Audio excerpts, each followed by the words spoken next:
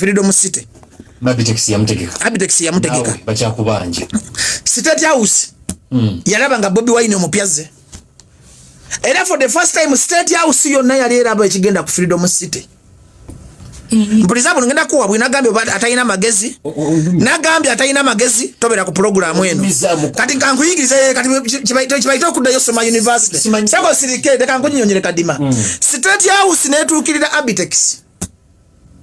Abitex nagana ebiseere byali tandafuna kuzibona Kyagulanyi. Government ya President Museveni yeralikira ekintu okuliyetinga another Bobi Wine. Ne basi kati kankule Bebe Cool Chameleone okutwala ali mu State House kipange. Banafu ya mission yabo yayisemu wakaba sirusiru tebala banaba gwagwa. Kituli ku mulembe gw'abavubuka basirusiru. Nga government yagala okusula kadime ekola enyigabunyizi switch. Tomanyifu Chameleone files zaina mu bulamu tebagala zuzukuza buzukusa. Chameleone musibe musayita amale mirundi afudde musibe. Buli oyingira mu government y'abasajja batekawo ebintu ne bakusibe enjegere. Kakati naliye ni bamazo musiba kubanga government yali etyanyo iron nga next to Bobi Wine ngali yani skin bamugata ne Bobi Wine government tesura kumanyi ina kagambe kadima serika ba musetinga Bebe Cool mpuliriza Bebe Cool ba musetinga ne meeting yali na Kisozi ne basetinga Bebe Cool namugamba tukakanyiza tutyo muvubuka aliyeni Bebe Cool yajja yefula mukwano gwa aliyeni Bebe Cool mukwano gwa Bebe Cool kimati yategera ne Chameleone mu State House Chameleone musajja watu yatwala mutwale kakati munange Bebe Cool nakola olukwano kwa aliyeni kutukiriza gorojo walabiye njaga mu bagezi ngabana bemisota ngeza kugatta bintu ali byenkugatta byabategeevu ngambye obanze mu mission ya Bebe Cool Bebe Cool tayagala nga kwa aliyeni nirwaji tasobola na mwagala mutima. It was a mission to disrupt that young man and to kill his future. Ati kakati byaba professor ababitegera babitegera kakati Bebe Cool mpuliriza Bebe Cool mubakama abwe Bebe Cool bamwane contract yengudu lwakubanga akolera bulungi NRM omulimu gwa Bebe Cool kunafiya buli muntu asobola okuleta uprising mu Uganda ngali mu music industry kati nkuwa bwina anti chege magezi ga program eno nga Bobi Wine tamuchu kakati ati Bobi Wine lwachi Bobi Wine achali special is rigid Bobi Wine bamutukira ogende wa Museveni basingane mama amanyi ne jajjawo ne basanga Bobi Wine yafuna personal goals nga bajo nafuna personal goals ngamba asobola okuddayo n'ensoma n'embera kusaidia abantu n'enfuuka omuntu ow'amaanyi kwa bana banako babera ndo tubakwerabira kakati Bebe Cool mission ye walabye ekifaananyi Bebe Cool Chameleone aliyeni mpuliriza kati aliyeni mission ye n'olukwero nalwali wakusula aliyeni kati aliyeni mami musajja nalowooza nti bamwagala Bebe Cool mpenso lwakyayagala aliyeni lwachi otegede kadima njagala tugala logical ngezaako kufuna scientific ngezaako otegede kyenkugamba ngezaako okufuna njagala ondage aliyeni afuniramu wa aliyeni abadde alina abaana ba ghetto aliyeni yagira mu kifaananyi ky'amaanyi g'abantu abawagira aliyeni Freedom Star baboda mpuliriza byenkugamba kati makikwa kati obuzaabuza interview aliyeni abamuwagirira mu kifaananyi kya Bobi Wine abawagizi ba aliyeni baali bagobera kifaananyi kya Kyagulanyi sympathy balaba tufunyeyo omuvubuka omulala alinga Bobi Wine era mu ndabya abantu ab'amaanyi ku nsi kuno aliyeni yakolako jamu kusawa kwekibuye nga tumutegese ku Freedom Star okumala essaawa 5 kakati government nezukuka negabo tunaleko omuvubuka ono n'agenda ajja kuleta uprising juka tulinayo ekizibu kya Kyagulanyi kati muvubuka tumumazemu tutya amaanyi kwekola bino bibamukola kati aliyeni ye yalowooza nti bano abayimbi abanene bamwagala nze mbadde mu bayimbi abo manyi lwaki bantya bamanyi nti Bajjo siri wa muze semanyiza abayimbi sina gwe neeguya tali muyimbi munene ayinza kwagala aliyeni amuyise Bebe Cool tayagala nga aliyeni abe w'amaanyi kusinga Bebe Cool gana mazamuga nagajja ku Bajjo yekka Chameleone tayagala ngo aliyeni kusinga Chameleone kati bambi aliyeni yalowooza nti mbaddeko n'abanene kumbe bamusula mu trap kwa oyo mwana abanene audience y'abavubuka nga bona ba Bobi Wine kati government mission yagikoze eki era bagenda bayuzinga babaleke bulesaawo bagenda basubiza bu milioni 5 milioni 8 nsiba mbagamba ngansi era kutte ku sente za Museveni nti sente za Museveni azikuwa naye azikuwa kumala mu mayi ne wakwa milioni 8 tesika ina value ate omuntu afe munagonga oxygen tayina bafa bazikolomera kivuga nga bakusasira bamayinja bakaba badde ku drawing board ne baga katudde mu bantu kolenga zi concert tebandikoze kosa ate nga balina sente za Museveni. Zino sente ziba za kibizitya nti ziba za kuyamba banaku bano. Buli omuntu afudde leero mulago obejinje na Lufeenya ng'olidde sente yafaako limaga kale tosobola kuzifulira mmeka tibagamba abavubuka tubamazemu tutya amaanyi katukozese Bebekulu asiriwazi kwa alien tayagala nkogenda mu State House naye force y'ababigi tu abo ye yamutute moki kakati n'omwana wa Geta abadde agamba nti alien waffe kati amulabanga owabali kubanga mu Uganda tulina groups bbiri kadima oli nabo oba oli naffe ffe babajja abalina abantu ompulira bulungi kyakugamba tukifuna okunyigirizibwa revenue ngakulaga invoice ngabiraga kwezi ngabamanja milioni 400 banteka katende kivulu kyali ne kisakola 400 bakunyigiriza pako obaserving ne kasomara bayingira mu boti obanga agenze mu lumina tosobola kubavaamu kati njagala ombuli alien yasigadde kyekimu ng'agenze wa Museveni gwangamba kati yasigadde kyekimu abantu bangi abakomyewo ne bamanya ekiroto kya President Museveni ekyentiisa bakiyita Kyagulanyi. Kyagulanyi asalisizaako gavumenti ya Uganda obuyambi obutundu 7 ku 10 oli bwakubuuza nga Kyagulanyi akoza ki assa ekifaananyi kya Museveni ku international image. Era kati abazungu batwala President Museveni nga dictator bamuteka mu kibayita red flag. Abazungu balina meeting kankuwe byama. Abazungu balina meeting ekwasaganya Kyagulanyi ne Eddie Kenzo bamulabanga Kenzo alina abavubuka abato abalina following yayimbira stamina. Kenzo okufuna international shows soko sirike nkuwabwira ati mbata ndikokogera bwino ngojireka njogere stamina ya muyimba Kyagulanyi yati mbadde nkugamba nti Kenzo okufuna international connections abazungu bali bagalo tekawo nga Kyagulanyi tanakola ki Kenzo natya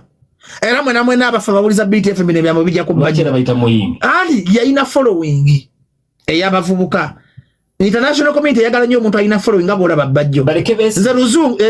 bajeri Kenzo abazungu bali balina projects nyingi basi okola ndi kadi mwakola bulungi abakazi bakwagala ne bakusupporting olwekyo obasikire audience y'abakazi. Kenzo akimanyi bulungi nga ndi kubbi twatulako naye mu meeting aje yeegane nga bazungu bagala muteekawo before Kyagulanyi. Nebo tufuna omukisa Kyagulanyi najja n'abaana ba ghetto ate nga yasoma ate nga alina favor ate nga naye muyimbi ngani Kenzo abantu balaba ndi Kyagulanyi ne Kenzo webegatta baba n'amaki n'amaanyi era Kenzo meeting ezo yazigaana yagana okwegatta ku Kenzo nenga yerabidde nti yaranonyereza ku President Museveni akalolo ng'olimba lwe stamina lwe dunyonya balimba Kenzo super custom nyagala kuzimbira emboozi eno ofunemu ekyo okuyiga Kenzo kuba system volongoto ng'alina busungu lwa super custom yeji yakola yayononeka Museveni n'amulimba emmotoka mukye nti okuwafira na Nyamutolo bwa minister Kenzo yamusabira position eyo ya meeting ga Museveni.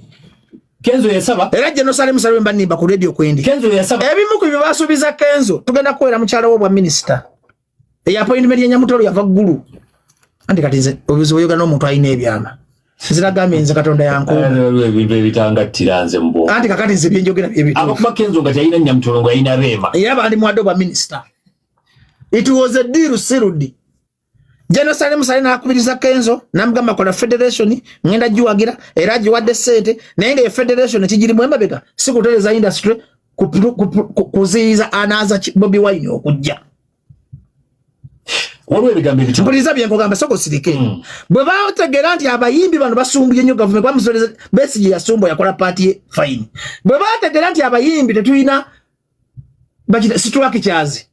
nti bajasobola kuyimbira ku radio n'ayogera mu bantu omutwalo gumu ne bawuliza byayogera okusinga mu nabyabufuzi alina situwaki kyazi ne bagamba kati tujja kukkiriza kuddamu kufuna Kyagulanyi mulala. Kenzo mu wa federation okuwa mukyala wa minister okumu wa president advisor bagamba President Museveni nti Kenzo ye namba 2 ku Kyagulanyi nga bamayinja bonna bamaze okugwa. Nani yamugamba? Jenosali Musale wabijjawa report jiba reporting ate kati nze mbyoga sagala bram era Jenosali Musale nakola report ya najiwereza mukulu we namugamba omwana ntumukala ki ngote webuuzaamu lwaki President Museveni alonda babuchamani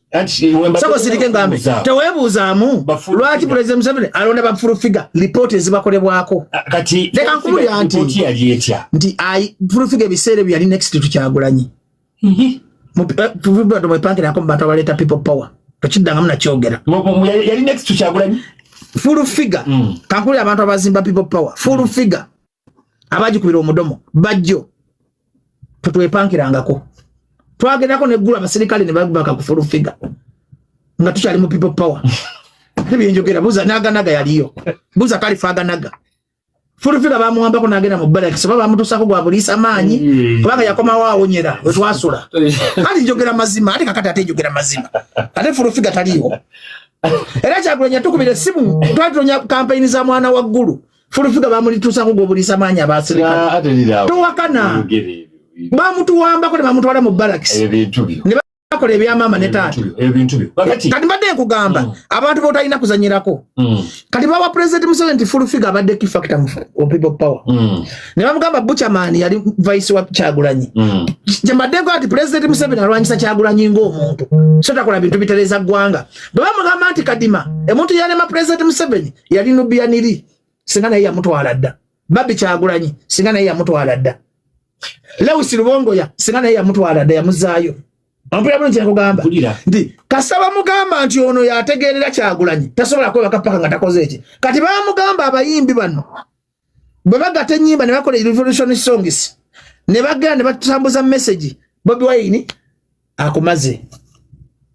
President Museveni si musiru kumanya nti Kenzo teyasoma nti muwadde bwa advisor tamuwa bwa advisor akola ebintu ebyo kumukyaya mu bantu kwa president Museveni ajimanyi bwomukolera abantu bakukyawa mpuliriza kati bwe yakyo mpakanya okubanga kukyawa bwe kutubukana mpuliriza kati Kenzo nchogedde ku radio kuno mu myaka 5 yagenda okuba omuyimbi asinga obwavu simusembeza Kenzo yayinza kwa replacement ya Bobi Wine kwa Bobi Wine agenda kuva mu byobufuzi mu myaka 5 agenda kuliwumula bwataba president tagenda kuddamu kuba president wa NUP constitution bwegamba kati Kenzo yandibadde abantu babiri abanumye yandibadde Mpuuga yandibadde Kenzo oba Alien Sikini Kenzo Mpuuga oba Alien Sikini abetwadisobola kuba replacement ya Kyagulanyi kati Museveni abala nagamba mu kibaita politics tozanyisa nga president Museveni kati mu bulamu bwobona Museveni mwagale mugani mugezi mu politics kati namanya nti Bobi Wine ekisajja kigenda kuggwako kanzite Kenzo kanzite Alien Sikini kanzite Mpuuga ekyamugobya si $5,000,000 kinene nnyo okusinga $5,000,000 bana Uganda kibatamanyi kiki sijja kyogera ate lwaki Anti boto bongerisa ekyago bya Mpuuga ke muli kimanya muli gamba nti Kyagulanyi agumidde ebizibu kakati president Museveni okuwa Kenzo akuwa bwa advisor nga bakuwa $7,000,000 kitundu ali ku Kingdom House $7,000,000 kitundu na kutira fani base kugambya abazungu bala ba president Museveni nga dikita kati Kenzo bagenda mutekako ne bani travel ban muzirinde mpuliza kadi matoseka professor Nzejogera Kenzo mu myaka 5 bagenda mutekako travel ban Kenzo bwagize bwagudde mu bana Uganda Kenzo tasobola kufuna Museveni tasobola kuwa sede kubanga njagala weebuze mu Kadima ekintu kimu kyogamba Kenzo asinga mama mbabazi amanyi iya mama super minister solo Kenzo asinga Kayihura ni kulaga bana Uganda kuti Kenzo asinga Kayihura nedda Kenzo asinga omugezeri akategaya nedda Kenzo asinga Kiduma kuye yafudde nga mwavu Kiduma kubuya yali kanto nejjeno ate nga minister